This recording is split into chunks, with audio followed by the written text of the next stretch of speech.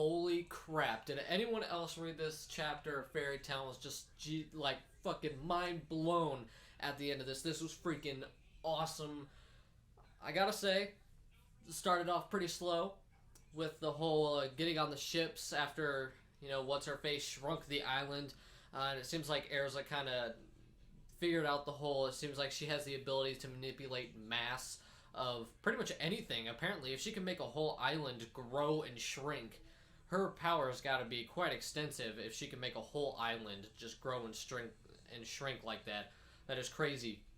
But then they all pretty much, what's the dude's name? Mest or whatever, teleports them all to an underground or underwater temple. And it turns out to be a vehicle, and of course Natsu and Wendy don't really like that. I'm kind of speeding through this first portion of the chapter because it was kind of the least interesting part of it. It was for the most part just showing, what happened after the chick left, and then she left the island still shrunk down. So I don't know where all these people are going to go. It's kind of an interesting thing to think of, but besides the point, once this underground or underwater temple vehicle thing starts moving, we find out that they are going to where Makarov is, and then that is the point where the chapter gets so much more interesting when we get to see Makarov. It seems like he's playing a card game, which I couldn't even try to pronounce the name for you guys, let alone even remember it, to be honest.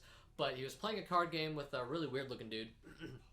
And what was really interesting is that Makarov, it seems like he's aged. It seemed like, maybe it's just me, but it seemed like he had more facial hair, like he had more of a goatee / beard thing going on. Not really a beard, but more like a goatee. He looked older. And then we get to find out they're talking about the whole thing the whole time, and it seems like they're in the kingdom he's in, and their king, which is why Makarov went there, is he wanted to go to this nation and talk with their king for negotiation purposes. But it seems like their king has a wanderlust. He's hardly ever in the kingdom or in the castle. And it seems like Makarov he's been treated very well for the most part. It seems like he was granted to stay at this castle. He was granted to stay there until the king of this nation came back. And it seems like it's been a while since he has been back, for about a year apparently. And it seems like Makarov was treated pretty fairly. I mean, he was given shelter for pretty much a year until the king got back, so he can negotiate with him. And it seems like somehow, I'm not exactly sure, but the way they phrased it made it seem like the king had already told them to take care of Makarov, and when he gets back, they'll start negotiations. I don't know how they would have done that. I mean, it is a magic world. Maybe they do have some magic for long-distance communication or something like that. But or who knows, pigeons with letters, who knows. But it seems like Makarov was treated fairly well. And then, on this day, the king of this nation or kingdom, whatever, arrives. And holy shit, I was not expecting this, to be honest with you. And no one else is surprised by this. No one else except Makarov, because he comes from another kingdom. He seems to have the knowledge. But their king is Zeref. Their ruler is Zeref. Out of everybody, I was not expecting Zeref to be the ruler of this kingdom.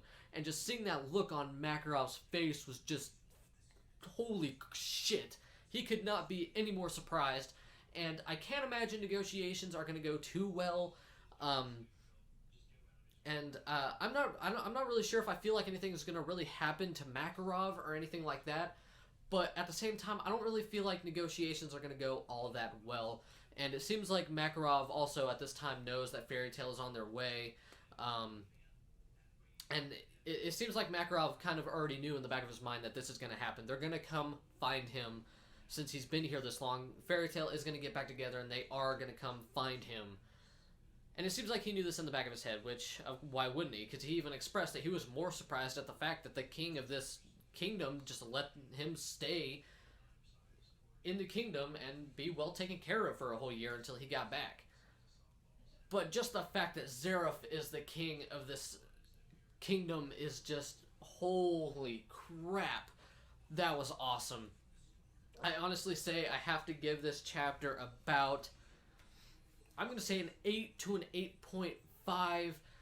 The first half of this chapter really brought it down a little bit. Not a whole lot happened. It was just concluding what happened last time, which needed to happen, but it seemed like they spent a little too much time on it.